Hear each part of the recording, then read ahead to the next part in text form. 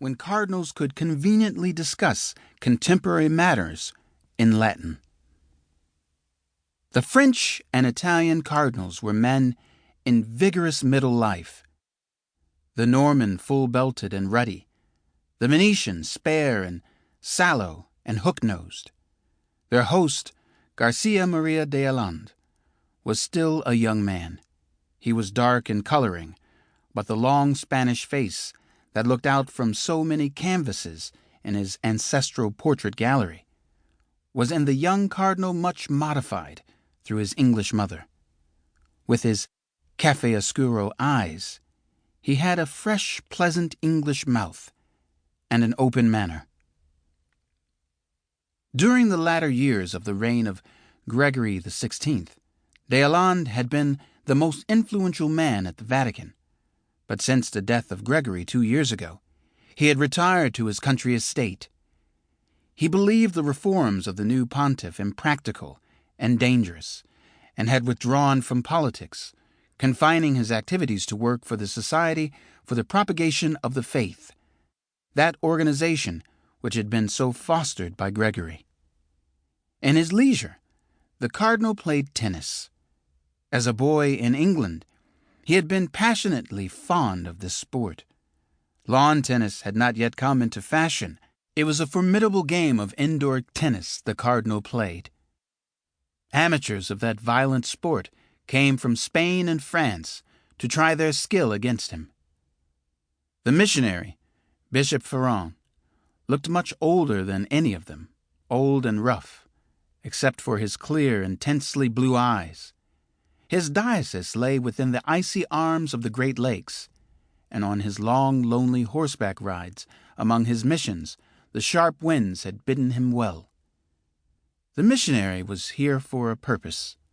He had pressed his point. He ate more rapidly than the others, and had plenty of time to plead his cause. Finished each course with such dispatch that the Frenchman remarked he would have been an ideal dinner companion for Napoleon. The bishop laughed and threw out his brown hands in apology. "Likely enough, I have forgotten my manners. I am preoccupied.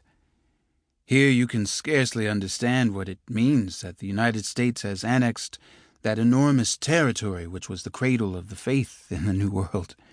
The Vicariate of New Mexico will be in a few years raised to an episcopal see, with jurisdiction over a country larger than Central and Western Europe, barring Russia. The bishop of that see will direct the beginning of momentous things." "Beginnings," murmured the Venetian. "There have been so many, but nothing ever comes from over there but trouble and appeals for money." The missionary turned to him patiently. "Your Eminence, I beg you to follow me. This country was evangelized in 1500 by the Franciscan fathers. It has been allowed to drift for nearly 300 years and is not yet dead.